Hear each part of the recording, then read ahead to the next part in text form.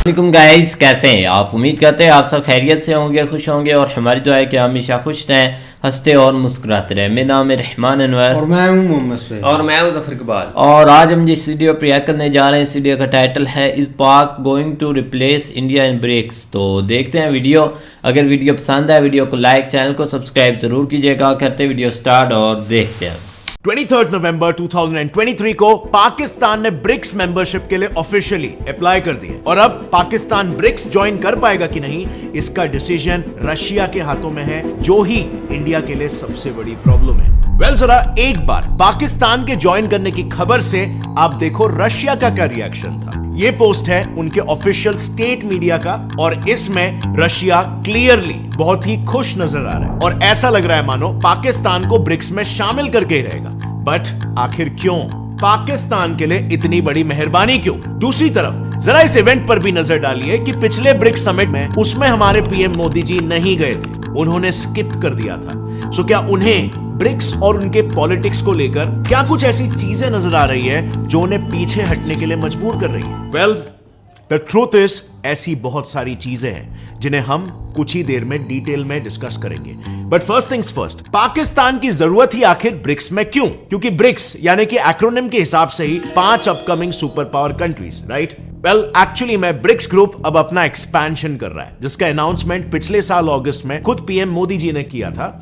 15वीं वर्षगांठ पर इसका विस्तार करने का महत्वपूर्ण फैसला लिया है। इस डेवलपमेंट में potentially Iran, UAE, Saudi Arabia, Egypt, Argentina और पाकिस्तान को ऐड किया जाना है। लेकिन ताजुब की बात यहां पर यह है कि इंडिया के सबसे बड़े एलाय रशिया ने ऑफिशियली ये वेलकम पोस्ट सिर्फ और सिर्फ पाकिस्तान के लिए ही क्यों बनाया, जबकि पाकिस्तान तो अफगानिस्तान वॉर में ओपनली रशिया के अगेंस्ट खड़ा था। And well friends, interestingly that is because Russia ये सब के बावजूद पाकिस्तान का साथ देने के लिए मजबूर है, क्योंकि 2014 में रशिया से एक बहुत बड़ी भूल हो गई थी, एक मेजर गलती, जो जैसे जैसे कहानी अनफोल्ड होगी आपको सब कुछ समझ में आएगा। अब पाकिस्तान के अलावा भी there is another major problem for India. अगर आप गौर करोगे तो जो भी नेशंस अभी ब्रिक्स में ऐड हो रहे हैं, उससे ब्रिक्स में डेमोक्रेटिक नेशंस का पलड़ा कम और ऑटोक्रेटिक नेशंस का पलड़ा भारी हो जाएगा, which is a major threat for a democratic nation like India.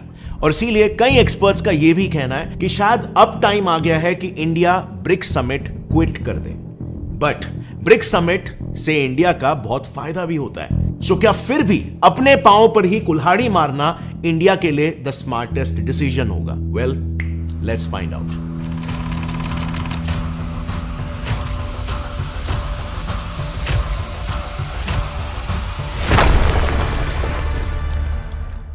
पिछले साल अगस्त में ब्रिक्स एक्सपेंशन के लिए इन्हीं कंट्रीज को ऑफिशियल इनविटेशन भेजा गया था।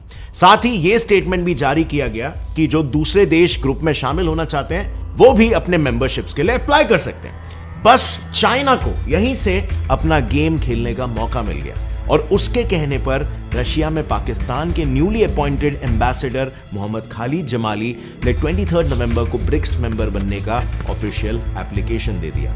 अब स्पेसिफिकली ये चाइना के लिए एक मास्टर स्ट्रैटेजी थी, क्योंकि इस स्ट्रैटेजी से उसने एक तीर से 2 निशाने लगा दिए। पहला ये कि वो इंडिया के समर्थक रशिया को इंडिया से अलग कर सके और दूसरा ये कि उस पर ब्लेम भी ना आए। चाइना ये अच्छी तरीके से समझता है कि अगर वो खुद पाकिस्तान की मेंबरशिप प्रपोज करेगा तो इंडिया तुरंत वीटो कर देगा और इसीलिए चाइना ने रशिया के कंधे पर रखकर बंदूक चलाई। पर अब आता है दूसरा सवाल कि रशिया आखिर इतना मजबूर क्यों है कि चाइना के इन डर्टी पॉलिटिक्स में वो चाइना का साथ दे रहा है? क्या रशिया का खुद का इसमें कोई से नहीं होगा, स्पेशली अपनी दोस्ती को बचाने के लिए इंडिया के साथ? वेल, रशिया और चाइना के रिलेशंस ना एक इंस्टेंस से समझते हैं। 4 फरवरी से 20 फरवरी 2022 तक बीजिंग में विंटर ओलंपिक्स होने थे।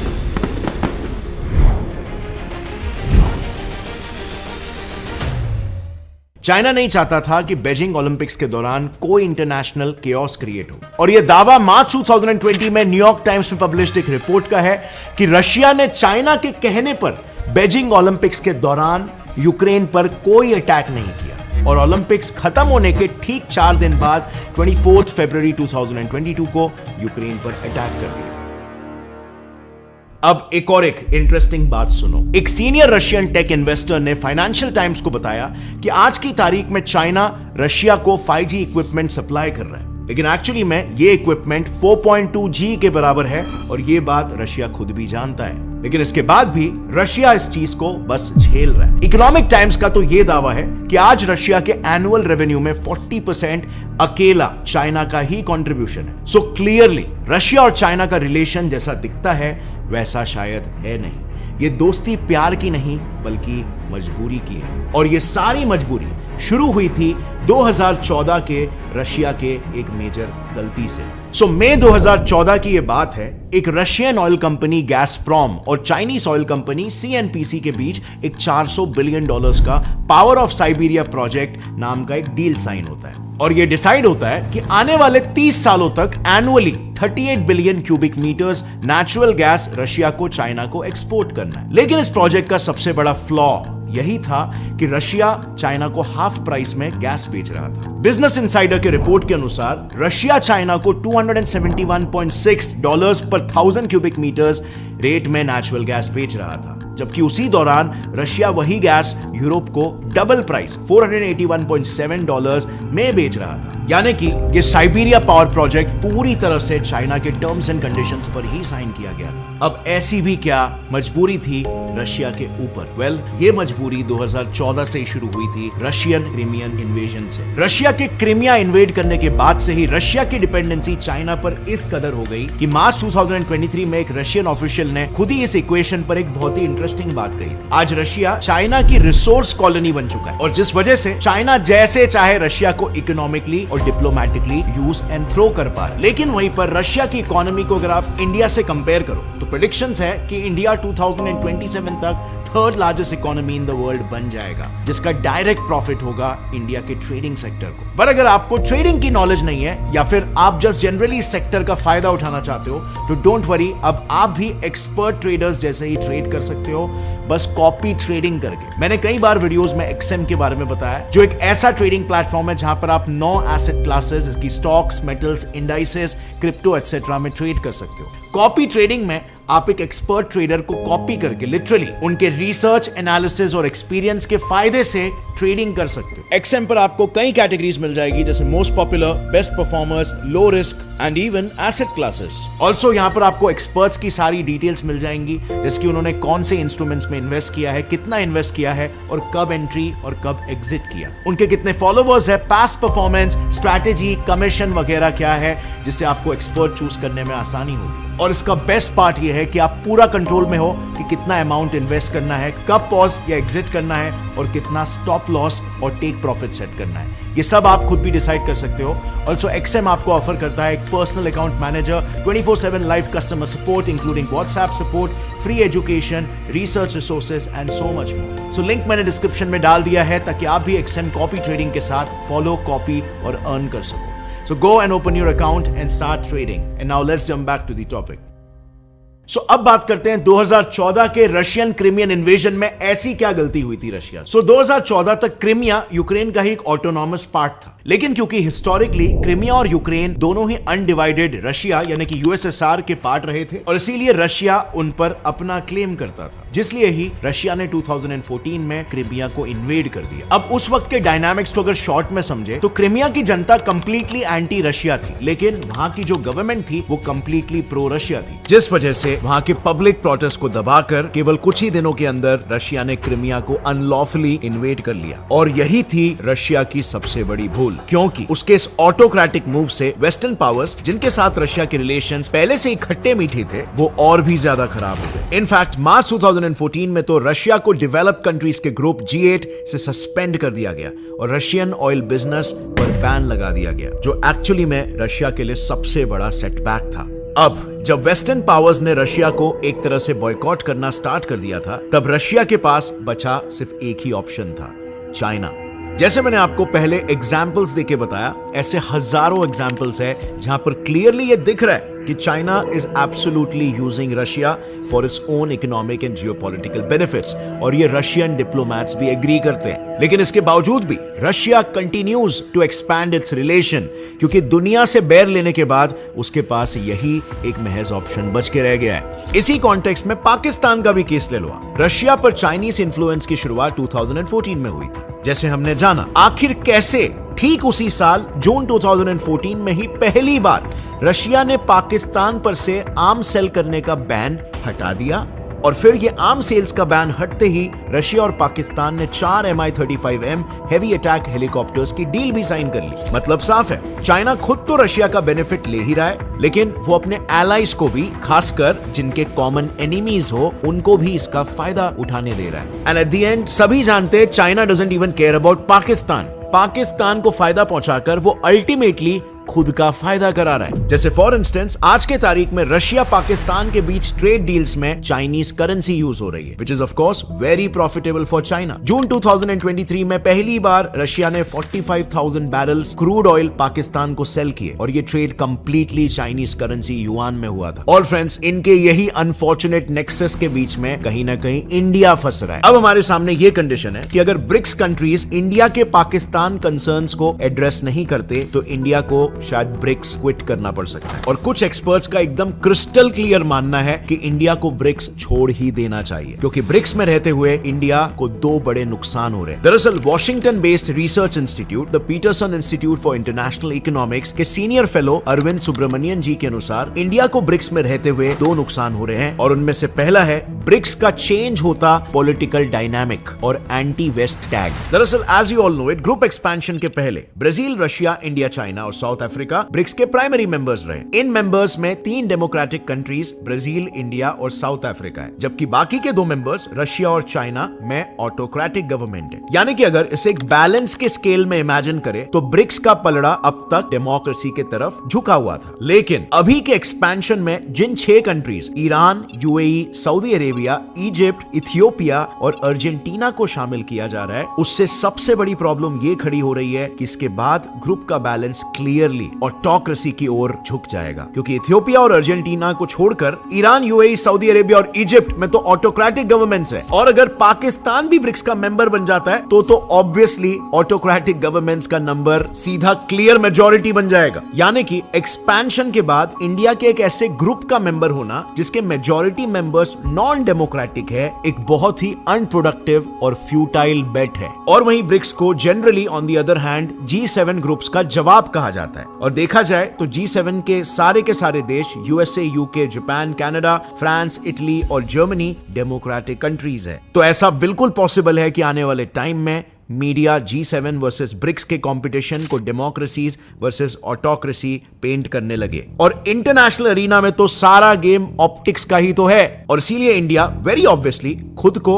ऑटोक्रेसी ग्रुप में नहीं देखना चाहेगा। ऑल्सो रशिया, जो ऑलरेडी ग्रुप का मेंबर है लेकिन उस पर वेस्ट ने हेवी सैंक्शंस लगाए हुए हैं, वैसे ही ईरान, जिस पर भी वेस्ट के हेवी सैंक्शंस है, वो भी अब इस ग्रुप का मेंबर बनने जा रहा है, और चाइना के एंटी वेस्ट मूव्स तो किसी से भी छुपे नहीं है। यानी ग्रुप के 3 बड़े मेंबर्स एंटी वेस्ट स्टैंड्स के लिए जाने जाते हैं, जो कि इंडिया के multi alignment with non alignment policy के लिए एक अनकंफर्टेबल पोजीशन हो जाएगी, जो इंडिया कभी नहीं चाहेगा।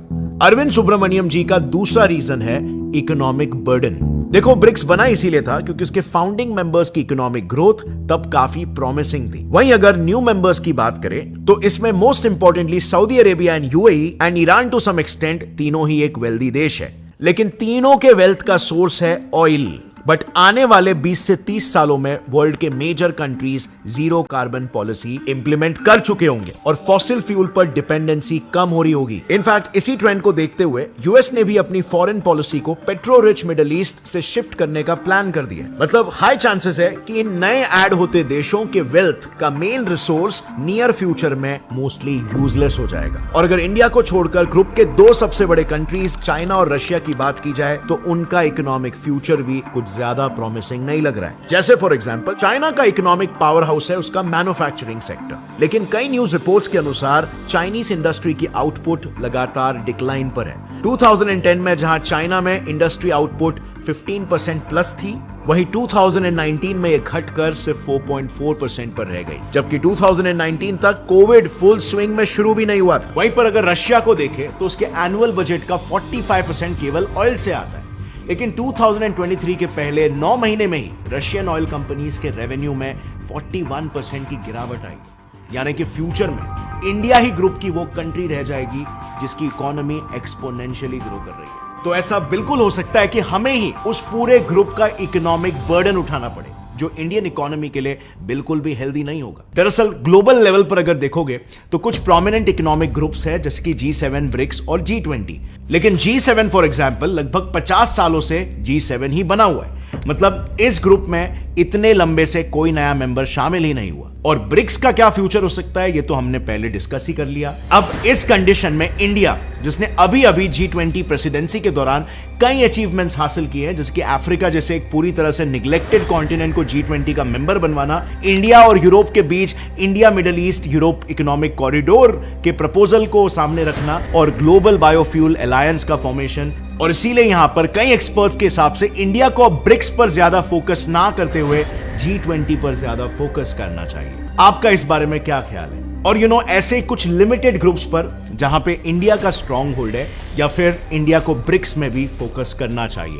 नीचे कमेंट करके अपने थॉट्स लिखना एंड उसके पीछे अपने जस्टिफाइंग रीजंस भी। Let's have a healthy debate. है तो एक काफ़ी अच्छा टॉपिक है, क्योंकि एक पिछले दिनों जो एक वो बनाया गया कि एक पाकिस्तान को जैसे लिया जा रहा है ब्रिक्स में, एक रशिया ने वो अपने न्यूज़पेपर में वही दिखाया था।